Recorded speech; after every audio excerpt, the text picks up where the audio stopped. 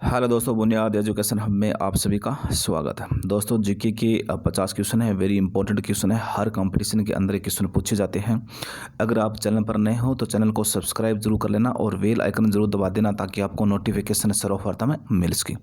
दोस्तों इसमें 1 number question है, ये कंप्यूटर से संबंधित क्वेश्चन। इसमें देखा है कि कंप्यूटर की अस्थायी स्मृति क्या कहलाती है, मतलब जो कंप्यूटर की अस्थायी मेमोरी क्या कहलाती है। तो दोस्तों उसे अपन कहते हैं रैम, उसे अपन क्या कहते हैं रैम। और रैम का पूरा नाम है रैंडम एक्सेस मेमोरी। क्या नाम है? रैंडम एक्सेस मेमोरी, ठीक है ना। ये कंप्यूटर की अस्थायी स्मृति कहलाती है। 2 नंबर क्वेश्चन है कि रिएक्टर पैमाने द्वारा क्या मापा जाता है। दोस्तों रिएक्टर पैमाने के द्वारा आपको याद रखना भूकंप की तीव्रता मापी जाती है। क्या मापी जाती है? भूकंप की तीव्रता मापी जाती है। फिर देखिए दोस्तों बेरोमीटर, ठीक है ना। बेरोमीटर के द्वारा मैंने आपको पहले ही बताया था कि बेरोमीटर के द्वारा वायुदाब मापा जाता है। क्या मापा जाता है? वायुदाब मापा जाता है। जब दोस्तों बेरोमीटर का फंटांग अचानक नीचे गिर जाता है तो क्या आने की संभावना होती है? आंधी तूफान आने की संभावना होती है। जब बेरोमीटर का जो फटांग है, जो फटन है, अचानक नीचे गिर जाता है तो आंधी तूफान आने की स्थापना होती है। और धीरे धीरे गिरता है तो कौन सा मौसम होता है? वर्षा के मौसम की संभावना होती है। अगर धीरे धीरे ऊपर चढ़ता है तो कैसा मौसम की संभावना होती है? तो साफ रहने की संभावना होती है। और बेरोमीटर का आविष्कार किसने किया था? तो आपको याद रखना ई टोरिसेली ने बेरोमीटर का क्या किया था? आविष्कार किया था। फिर देखिए दोस्तों 3 नंबर क्वेश्चन है, वेरी इंपॉर्टेंट क्वेश्चन है। इसमें दे रखा है कि भूपटल में सबसे अधिक कौन सी धातु होती है। दोस्तों भूपटल में जो सबसे अधिक धातु होती है वो एल्यूमिनियम होती है। और कितना परसेंट मात्रा है? 4% मात्रा है। और लोहे की कितना परसेंट मात्रा है? लोहे की नहीं, इसकी एल्यूमिनियम कितना परसेंट है? तो 7%। और लोहे की मात्रा कितनी है? तो 4%। तो आपको याद रखना भूपटल में सबसे अधिक कौन सी धातु पाई जाती है? तो एल्यूमिनियम। फिर दोस्तों आपसे पूछ ले जाए कि भूपटल में सर्वाधिक मात्रा में कौन सा तत्व पाए जाते हैं। तो तत्व के बारे में आते हैं तो आपको याद रखना ऑक्सीजन। कौन सा तत्व पाया जाता है? ऑक्सीजन, ठीक है। फिर आगे वाला जो क्वेश्चन है, जो 4 नंबर क्वेश्चन है, वेरी इंपॉर्टेंट क्वेश्चन है। और वीडियो अगर अच्छा लगे तो दोस्तों अंत तक जरूर देखना, बहुत अच्छा क्वेश्चन है। कि किस ग्रह को सांझ का तारा कहते हैं? किस ग्रह को सांझ का तारा कहते हैं? दोस्तों शुक्र ग्रह को। शुक्र ग्रह को सांझ का तारा भी कहते हैं। शुक्र ग्रह को भोर ग्रह भी कहते हैं, भोर का तारा भी कहते हैं। शुक्र ग्रह को प्यार व सुंदरता की देवी भी कहते हैं। शुक्र ग्रह को पृथ्वी की बहन भी कहते हैं। शुक्र ग्रह सबसे चमकीला तारा है। क्या है? सबसे चमकीला तारा है, ये आप याद रखें। और शुक्र ग्रह सबसे गर्म ग्रह है और इसे प्रेशर कुकर ग्रह भी कहते हैं। तो दोस्तों आपको याद रखना कि जो शुक्र ग्रह को अपने सांझ का तारा भी कहते हैं, भोर का तारा भी कहते हैं, और इसे प्यार और सुंदरता की देवी भी कहते हैं, और पृथ्वी की बहन भी कहते हैं। और सबसे चमकीला तारा कौन सा है? तो आपको याद रखना शुक्र ग्रह है। और सबसे गर्म ग्रह कौन सा है? तो शुक्र है। और प्रेशर कुकर ग्रह किसे कहते हैं? तो वो भी अपने शुक्र ग्रह को कहते हैं। फिर देखिए दोस्तों जो ये 5 नंबर क्वेश्चन है कि वायुमंडल की सबसे निचली सतह को क्या कहते हैं। तो दोस्तों वायुमंडल की सबसे निचली सतह को अपन कहते हैं क्षोमंडल, जिसमें आंधी तूफान वर्षा ये जो सभी क्रियाएं होती हैं ये किस क्षोमंडल में होती है? तो आपको याद रखना क्षोमंडल। उस मंडल को अपन क्या कहते हैं? क्षोमंडल के नाम से जानते हैं। फिर देखिए दोस्तों कई बार हो जाता है कि वायुयान के लिए और मतलब जो सहायक जो परत है वो कौन सा मंडल है? तो आपको याद रखना समताप मंडल, ठीक है ना। समताप मंडल, तो क्या आपको याद रखना समताप मंडल में वायुयान उड़ते हैं, क्योंकि इनके लिए जो अनुकूल जो मंडल है वो कौन सा? समताप मंडल। और इसमें मौसम क्या रहता है? सामान्य रहता है। फिर देखिए दोस्तों आगे वाला दे रखा है 6 नंबर क्वेश्चन, बहुत अच्छा क्वेश्चन है। इसमें दे रखा है कि पृथ्वी को 1 डिग्री देशांतर घुमाने में कितना समय लगता है। पृथ्वी को 1 डिग्री देशांतर घुमाने में कितना समय लगता है। सो इसमें ये होता है दोस्तों कि सूर्य को 1 डिग्री माने सूर्य को 1 डिग्री देशांतर घुमाने में नहीं, सूर्य को 1 डिग्री सेल्सियस पार करने में कितना टाइम लगता है? तो आपको याद रखना 4 मिनट। और यहाँ ये भी याद रखना पृथ्वी को 1 डिग्री देशांतर घुमाने में कितना समय लगता है? तो आपको याद रखना 4 मिनट। क्योंकि जो देशांतर रेखाएं दोस्तों, इस देशांतर रेखाओं के द्वारा अपन क्या करते हैं? समय का निर्धारण करते हैं। क्या रेखा करते हैं? समय का निर्धारण करते हैं, ठीक है ना। और 0 डिग्री देशांतर को अपन क्या कहते हैं दोस्तों? दोस्तों 0 डिग्री देशांतर रेखा को अपन ग्रीनविच रेखा कहते हैं। क्या कहते हैं? ग्रीनविच रेखा कहते हैं। जो 0 डिग्री देशांतर है इसे अपन ग्रीनविच रेखा के नाम से जानते हैं। और ये ग्रीनविच रेखा कहाँ है दोस्तों, ये आपको याद रखना, ब्रिटेन के लंदन के पास से ये रेखा गुजरती है। फिर आगे वाला है 7 नंबर क्वेश्चन दोस्तों। ये जो क्वेश्चन है ये जनरल साइंस का क्वेश्चन है। इसमें दे रखा है कि प्लास्टर ऑफ पेरिस, और इसे अपन क्या कहते हैं? पीओपी बोलते हैं। Plaster of Paris, POP. Plaster of Paris किससे बनता है? तो दोस्तों प्लास्टर ऑफ पेरिस से बनता है जिप्सम से। किससे बनता है? जिप्सम से बनता है। और जिप्सम के बारे में आप सभी जानते हो, इसे अपन मीठा चूना भी कहते हैं। इसे अपन क्या कहते हैं? मीठा, मारवाड़ी भाषा में मीठा चूना भी कहते हैं, ठीक है ना। जो प्लास्टर ऑफ पेरिस है, जो पीओपी है, वो किससे बनाया जाता है? तो आपको याद रखना, जिप्सम से बनाया जाता है। फिर देखिए दोस्तों आगे वाला है 8 नंबर क्वेश्चन। इसमें दे रखा है कि दुग्ध से क्रीम किस प्रक्रिया से बनाई जाती है? मतलब दूध से जो क्रीम बनाई जाती है वो किस प्रक्रिया? एक बल कार्य करता है, उस बल को अपन कहते हैं दोस्तों अपकेंद्रीय बल। कौन सा बल कहते हैं? अपकेंद्रीय बल। अपकेंद्रीय बल के द्वारा, तो आपको याद रखना, अपकेंद्रीय बल के द्वारा और दूध से क्रीम बनाई जाती है। क्या बनाई जाती है? क्रीम बनाई जाती है। ये आपको याद रखना। रिजर्व बैंक ऑफ इंडिया का मुख्यालय कहाँ है? मतलब आरबीआई का मुख्यालय कहाँ है? तो दोस्तों आपको याद रखना, जो आरबीआई का मुख्यालय है वो मुंबई में। कहाँ है? मुंबई में। रिजर्व बैंक ऑफ जो इंडिया का जो मुख्यालय है वो कहाँ है? तो वो आपको याद रखना, मुंबई में है। फिर आगे वाला है 10 नंबर क्वेश्चन। 10 नंबर क्वेश्चन में दे रखा है कि किसे सीमांत गांधी कहा जाता है? सीमांत गांधी किसे कहा जाता है? तो खान अब्दुल गफ्फार खान को अपन क्या कहते हैं? सीमांत गांधी कहते हैं। क्या कहते हैं? सीमांत गांधी कहते हैं। फिर 11 नंबर क्वेश्चन है कि विश्व का सबसे बड़ा द्वीप कौन सा है? तो दोस्तों आपको याद रखना कि जो विश्व का जो सबसे बड़ा द्वीप है वो ग्रीनलैंड द्वीप है। कौन सा द्वीप है? ग्रीनलैंड द्वीप है। और विश्व का सबसे बड़ा महाद्वीप कौन सा है? तो विश्व का जो सबसे बड़ा, जो क्षेत्रफल की दृष्टि से जो सबसे बड़ा जो महाद्वीप है वो कौन सा है? एशिया महाद्वीप। विश्व का सबसे बड़ा महाद्वीप तो एशिया महाद्वीप है। और सबसे बड़ा द्वीप कौन सा है? तो वो आपको याद रखना, ग्रीनलैंड है। और विश्व का सबसे बड़ा महासागर कौन सा है? तो वो आपको याद रखना, प्रशांत महासागर। प्रशांत महासागर विश्व का सबसे बड़ा महासागर है। एशिया विश्व का सबसे बड़ा महाद्वीप है। और विश्व का जो सबसे बड़ा द्वीप है उसका नाम क्या है? ग्रीनलैंड है। फिर देखिए दोस्तों 12 नंबर क्वेश्चन है और वेरी इंपॉर्टेंट क्वेश्चन है। इसमें दे रखा है कि स्वतंत्र भारत के प्रथम राष्ट्रपति कौन थे? दोस्तों स्वतंत्र भारत के जो प्रथम राष्ट्रपति थे डॉक्टर राजेंद्र प्रसाद थे, ठीक है ना। और संविधान सभा के जो स्थायी अध्यक्ष थे, संविधान सभा के जो स्थायी अध्यक्ष थे वो भी कौन थे? तो वो भी आपको याद रखना, डॉक्टर राजेंद्र प्रसाद थे। डॉक्टर राजेंद्र प्रसाद को अपन भारत का अजात शत्रु भी कहते हैं। क्या कहते हैं? अजात शत्रु भी कहते हैं, क्योंकि इसका कोई दुश्मन नहीं था। और ये संविधान सभा के स्थायी अध्यक्ष कौन बने थे? डॉक्टर राजेंद्र प्रसाद बने थे। और भारत के प्रथम राष्ट्रपति कौन थे? तो दोस्तों आप याद रखना, डॉक्टर राजेंद्र प्रसाद भारत के प्रथम राष्ट्रपति थे। फिर आगे वाला क्वेश्चन है दोस्तों, इसमें जो 13 नंबर क्वेश्चन है इसमें दे रखा है कि काली मिट्टी किस फसल के लिए सर्वाधिक उपयुक्त है? तो दोस्तों काली मिट्टी के बारे में आप याद रखना, ये कपास की फसल के लिए सर्वाधिक उपयुक्त है। किस फसल के लिए? तो आपको याद रखना, कपास फसल के लिए सर्वाधिक उपयुक्त फसल है। फिर है कौन सा विदेशी आक्रमणकारी कोहिनूर हीरा एवं मयूर सिंहासन लूटकर अपने साथ स्वदेश ले गया था? वह शासक का क्या नाम? उस शासक का नाम है दोस्तों नादिर शाह। उसका शासक क्या नाम है? नादिर शाह। नादिर शाह ने और 1739 में भारत पर आक्रमण किया था। और उसमें उसने क्या था कि कोहिनूर हीरा, जो कोहिनूर हीरा है और जो मयूर सिंहासन है, और इस मयूर सिंहासन का निर्माण किसने करवाया था? शाहजहां ने करवाया था। किसने करवाया था? शाहजहां ने, मुगल शासक शाहजहां ने करवाया था।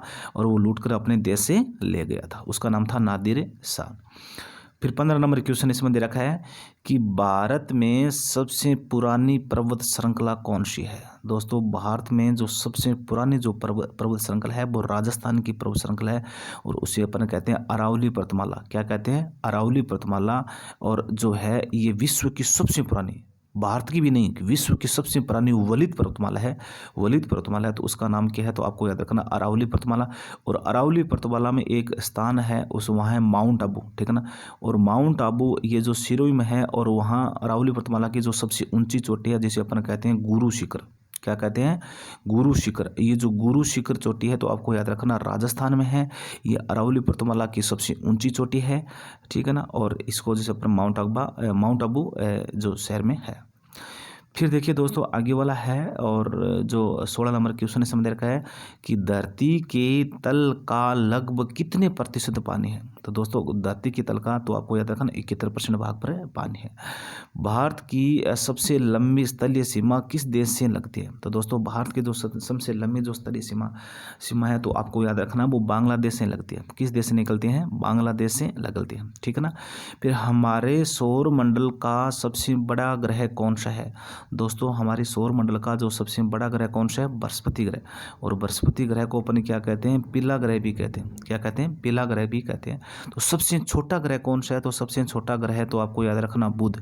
सबसे छोटा ग्रह कौन सा है, बुध। और सबसे बड़ा ग्रह कौन सा है, बृहस्पति। और बुध के बारे में दोस्तों आप याद रखना ये सूर्य के सर्वाधिक नजदीक ग्रह और सूर्य की कम समय में परिक्रमा करने वाला ग्रह कौन सा है, तो वो आपको याद रखना बुध है। फिर आगे वाला देखिए दोस्तों, आगे वाला है ये है 19 नंबर क्वेश्चन। इसमें दे रखा है कि एलपीजी गैस में क्या होता है। तो बीच बीच में दोस्तों याद रखना, जनरल साइंस के भी क्वेश्चन आ रहे हैं, कोई बात नहीं, बहुत अच्छे क्वेश्चन है, बहुत ही। एलपीजी गैस, ठीक है ना, और जिसको अपन घरेलू कार्य में इसका उपयोग करते हैं, एलपीजी गैस। एलपीजी गैस में क्या होता है, तो ब्यूटेन और प्रोपेन। क्या होता है, प्रोपेन और ब्यूटेन। तो आपको याद रखना एलपीजी गैस में ब्यूटेन और क्या होता है, प्रोपेन होता है। देखिए दोस्तों जो एलपीजी गैस होती है गंधहीन गैस होती है, ये जलनशील तो होती है, ठीक है ना। ये तो क्या होती है, गंधहीन गैस होती है। तो इसका गंध का पता लगाने के लिए, दुर्घटना बचाने के लिए इसमें कौन सी गैस मिलाती है, तो मिथाइल मर्कैप्टन मिलाती है। कौन सी गैस मिलाती है, तो मिथाइल मर्कैप्टन। और ठीक है ना, कैप्टन नाम आता है। तो एलपीजी गैस में और गंध का पता लगाने के लिए इसमें कौन सी गैस का पता लगाते हैं, तो मर्कैप्टन। तो इसमें गैसें मिलाई जाती है। फिर आगे वाला है 20 नंबर क्वेश्चन। इसमें दे रखा है कि किस बौद्ध भिक्षु के प्रभाव में अशोक ने बौद्ध धर्म ग्रहण कर लिया था। तो उस बौद्ध भिक्षु का नाम था दोस्तों उपगुप्त। ये हुआ था क्या था दोस्तों, 261 ईसा पूर्व में। और सम्राट अशोक ने क्या किया था, कलिंग पर आक्रमण किया था। और कलिंग के आक्रमण में बहुत ज़्यादा नरसंहार हो गया था। और उसमें और सम्राट अशोक का हृदय परिवर्तन हो गया था। और उसी समय से उसने जो युद्ध त्यागने की घोषणा करती थी। और उसने एक उस पर जीवन पर सबसे ज़्यादा किस धर्म का प्रभाव पड़ा था, तो वो हो जाएगा बौद्ध धर्म। और बौद्ध धर्म की शिक्षा किससे ग्रहण करी थी, तो आपको याद रखना उपगुप्त। और सम्राट अशोक ने सर्वाधिक बौद्ध स्तंभों का निर्माण करवाया था। लगभग 84,000 बौद्ध स्तंभों का निर्माण किसने करवाया था, सम्राट अशोक ने करवाया था। 21 नंबर क्वेश्चन है दोस्तों कि कौन सा मुगल शासक अशिक्षित था। तो दोस्तों कौन सा मुगल शासक अशिक्षित था, तो आपको याद रखना वो मुगल सम्राट कौन था, तो वो अकबरी था। अकबर के बारे में आप याद रखना अशिक्षित था। क्या था, अशिक्षित था। फिर दोस्तों कई बार ये भी पूछा है कि मुगल वंश का संस्थापक कौन था। तो मुगल वंश का संस्थापक था, तो आपको याद रखना बाबर। कौन था, बाबर। ये क्या था, मुगल वंश का संस्थापक। फिर आपसे ये भी पूछा जाता है कि मुगल वंश का अंतिम शासक कौन था। तो अंतिम शासक था बहादुर शाह जफर। दोनों बै पर है, आपको याद रखना। मुगल वंश का जो संस्थापक था बाबर था, और मुगल वंश का जो अंतिम शासक था वो था बहादुर शाह जफर। ये आपको याद रखना। फिर देखिए दोस्तों आगे वाला है 22 नंबर क्वेश्चन। ये क्वेश्चन वैसे पीछे आया हुआ है, पीछे मैंने आपको बता दिया था कि अमृतसर शहर की स्थापना किसने की थी। दोस्तों अमृतसर शहर की स्थापना गुरु रामदास ने की थी। किसने की थी, गुरु रामदास ने। और अमृतसर शहर की क्या की थी, स्थापना की थी, ठीक है ना। और अमृतसर में ही दोस्तों जलियांवाला बाग हत्याकांड हुआ था। जो जलियांवाला बाग हत्याकांड हुआ था वो कहाँ हुआ था, अमृतसर में हुआ था। और कब हुआ था, तो 13 अप्रैल 1919 को हुआ था। जनरल डायर ना जिसने लोगों पर गोली चलाती थी, जिसमें हजारों लोगों मारे गए थे। फिर 13 नंबर क्वेश्चन है, गद्र पार्टी का संस्थापक कौन था। दोस्तों गद्र पार्टी का जो संस्थापक था वो लाला हरदयाल था। इसने अमेरिका के सैन्य प्रशासकों में इस गद्र पार्टी की क्या की थी, स्थापना की थी। और उसका संस्थापक कौन था, तो आपको याद रखना लाला हरदयाल था। सिख इतिहास में लंगर प्रथा किसने शुरू की थी। दोस्तों जो सिख इतिहास में जो खाने की जो लंगर प्रथा है वो गुरु अंगद देव ने शुरू की थी। किसने की थी, तो आपको याद रखना गुरु अंगद देव ने क्या की थी, शुरुआत की थी। फिर 25 नंबर क्वेश्चन दोस्तों वेरी इंपॉर्टेंट क्वेश्चन है, बहुत अच्छा क्वेश्चन है। अगर आपको वीडियो अच्छा लगे तो वीडियो का अंत तक जरूर देखना। वेरी इंपॉर्टेंट क्वेश्चन है, जो 50 क्वेश्चन है जो हर कंपटीशन अंदर क्वेश्चन ये आते हैं। फिर है सबसे प्राचीन वेद कौन सा है दोस्तों? सबसे प्राचीन वेद के बारे में आप याद रखना, ये ऋग्वेद सबसे प्राचीन वेद है, ठीक है ना। या फिर आपसे पूछ लीजिए भारत की सबसे प्राचीन रचना कौन सी है? ऋग्वेद है, ठीक है ना। और गायत्री मंत्र का उल्लेख, गायत्री मंत्र का जो उल्लेख है वो किस वेद से मिलता है? तो आपको याद रखना ऋग्वेद से। और गायत्री मंत्र का रचयिता कौन सा है? तो दोस्तों आपको याद रखना विश्वामित्र। विश्वामित्र गायत्री मंत्र के रचयिता है। और गायत्री मंत्र किस वेद से मिलते हैं? ऋग्वेद से। और भारत की सबसे प्राचीन रचना कौन सी है? तो आपको याद रखना ऋग्वेद। कौन सी हो जाएगी? ऋग्वेद हो जाएगी। प्रथम पंचवर्षीय योजना कब प्रारंभ हुई थी? दोस्तों जो प्रथम पंचवर्षीय योजना है वो 1951 में प्रारंभ हुई थी। ये पंचवर्षीय योजना किस देश से ली गई है? ये पंचवर्षीय योजना दोस्तों आपको याद रखना रूस देश से ली गई है। और वर्तमान में दोस्तों 2014 में क्या किया था मोदी जी ने? और नहीं 2015 में, और मोदी 1 जनवरी 2015 में मोदी जी ने क्या किया था? पंचवर्षीय योजना को समाप्त कर दिया था, ठीक है ना। और उसके स्थान पर किसकी स्थापना की है? तो आपको याद रखना नीति आयोग, ठीक है ना। जो नीति आयोग की स्थापना किसने की थी? देश के प्रधानमंत्री नरेंद्र मोदी ने की थी। कब की थी? तो आपको याद रखना 1 जनवरी और 2015 को इसकी स्थापना की थी। नीति आयोग का अध्यक्ष कौन होता है? तो आपको याद रखना नीति आयोग का अध्यक्ष होता है प्रधानमंत्री। कौन होता है? प्रधानमंत्री नीति आयोग का अध्यक्ष होता है। फिर 27 नंबर क्वेश्चन है दोस्तों, वेरी इंपॉर्टेंट क्वेश्चन इसमें दे रखा है कि चीनी यात्री हामेन सांग, सबसे पहले दोस्तों याद रखना कि हामेन सांग का कहाँ का यात्री था? तो चीन का यात्री था। तो किस विश्वविद्यालय में अध्ययन करने के लिए था? तो ये नालंदा विश्वविद्यालय में अध्ययन करने के लिए था। और नालंदा विश्वविद्यालय दोस्तों कहाँ है? तो आपको याद रखना नालंदा विश्वविद्यालय बिहार में। कहाँ है? बिहार में नालंदा विश्वविद्यालय। ये बौद्ध धर्म के लिए प्रसिद्ध है। और वहाँ हामेन सांग जो चीनी यात्री था और जो बौद्ध धर्म की शिक्षा ग्रहण करने आया था। दोस्तों हामेन सांग ये किसके समय आया था? ठीक है ना। ये हर्षवर्धन था, उसमें उत्तरी भारत का सबसे महान शासक था हर्षवर्धन। हर्षवर्धन के समय भारत में आया था और नालंदा विश्वविद्यालय में बौद्ध धर्म ग्रहण करने के लिए आया था। 28 नंबर क्वेश्चन है कि मनुष्य के शरीर में कितनी हड्डियां होती हैं? दोस्तों मनुष्य के शरीर में आपको याद रखना 206 हड्डियां होती है। कितनी हड्डियां होती हैं? 206 हड्डियां होती है। ये कुल टोटल 206 हड्डियां होती है। और सिर में टोटल हड्डियां कितनी होती है दोस्तों? 29 होती है, ठीक है ना। चेहरे का निर्माण कितनी हड्डियों से होता है? तो 14 हड्डियों से होता है। कितने हड्डियों से होता है चेहरे का निर्माण? 14 हड्डियों से होता है। कान में कितनी हड्डियां होती है? 6 हड्डियां होती है। सबसे छोटी हड्डी कौन सी होती है? कान वाली होती है, जिसे अपन स्टेपस कहते हैं। सबसे बड़ी और सबसे भारी हड्डी, सबसे लंबी हड्डी कौन सी होती है? तो जंग वाली होती है, जिसे अपन कहते हैं फीमर कहते हैं। फिर देखिए दोस्तों 29 नंबर क्वेश्चन है, इसमें दे रखा है कि टेलीफोन का आविष्कार किसने किया था? दोस्तों जो टेलीफोन का आविष्कार किया था तो वो अलेक्जेंडर ग्राहम बेल ने किया था। किसने किया था? तो आपको याद रखना, आपने ग्राहम बेल सबसे ज़्यादा पढ़ते हैं, तो ग्राहम बेल ने क्या किया था? टेलीफोन का आविष्कार किया था। प्रकाश की गति कितनी होती है? दोस्तों प्रकाश की गति है, इसमें दे रखा है 3 लाख किलोमीटर प्रति सेकेंड। आपको बहुत अजूबा लग रहा है तो आपको याद रखना 3 लाख प्रति सेकेंड के हिसाब से, और इसकी क्या होती है? प्रकाश की गति होती है। तो इसकी ये है 3 गुणा 10⁸ मीटर प्रति सेकेंड, ठीक है ना, मीटर प्रति सेकेंड। तो आपको याद रखना जो प्रकाश की जो गति होती है वो 3 लाख किलोमीटर प्रति सेकेंड होती है। मतलब 1 सेकेंड में वो 3 लाख किलोमीटर वो गति तय करता है प्रकाश। और पृथ्वी तक आने में कितना टाइम लगता है? तो आपको याद रखना पृथ्वी तक आने में लगभग इसे 8 मिनट का टाइम लगता है, ठीक है।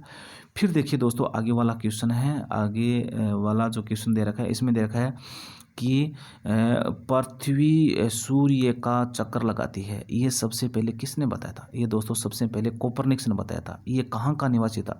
ये कोपरनिकस पोलैंड का निवासी था। कहाँ का निवासी था? ये पोलैंड का निवासी था। और जिसने सर्वप्रथम में बताया था कि पृथ्वी सूर्य के चारों ओर घूमती है। फिर देखिए दोस्तों प्रकाश वर्ष का संबंध किससे है? दोस्तों प्रकाश वर्ष और एक पारसेक, ठीक है ना, ये प्रकाश वर्ष और एक पारसेक, ये दोनों आपको याद रखना दूरी मापने की इकाई है। ये दूरी मापने की सबसे बड़ी इकाई कौन सी है? तो पारसेक है। दूरी मापने की सबसे बड़ी जो इकाई है पारसेक, और इसके बाद में कौन सी है? तो प्रकाश वर्ष।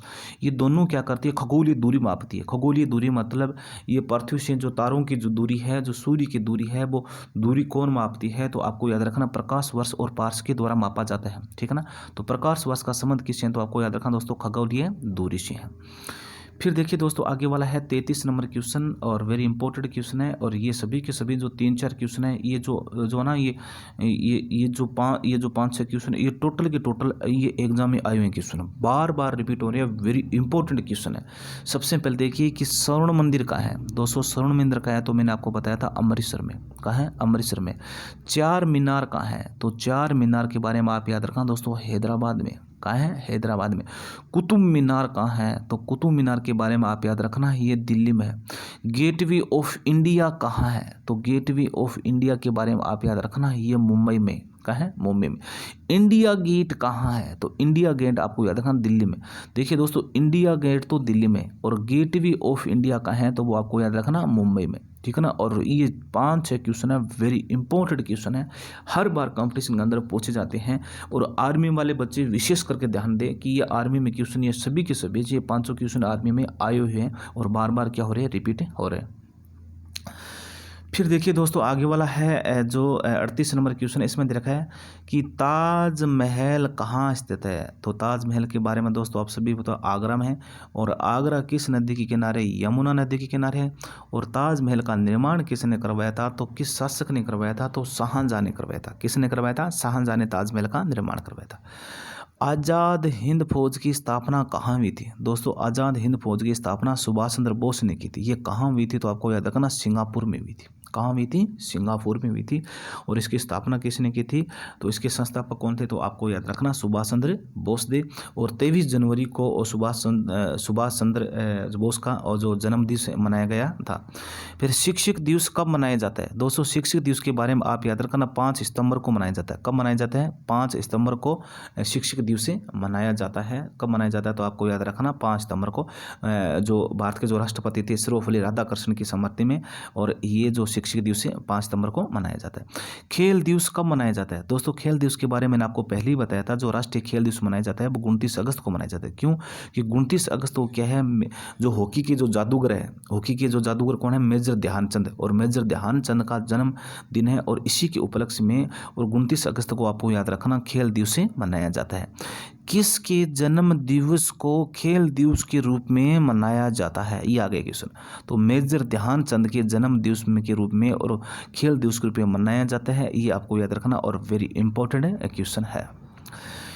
फिर देखिए दोस्तों, आगे वाला है जो 43 नंबर क्वेश्चन है, इसमें दे रखा है कि विश्व पर्यावरण दिवस कब मनाया जाता है? दोस्तों, विश्व पर्यावरण दिवस आपको याद रखना है 5 जून को मनाया जाता है। कब मनाया जाता है? 5 जून को विश्व पर्यावरण दिवस मनाया जाता है, ये आपको याद रखना।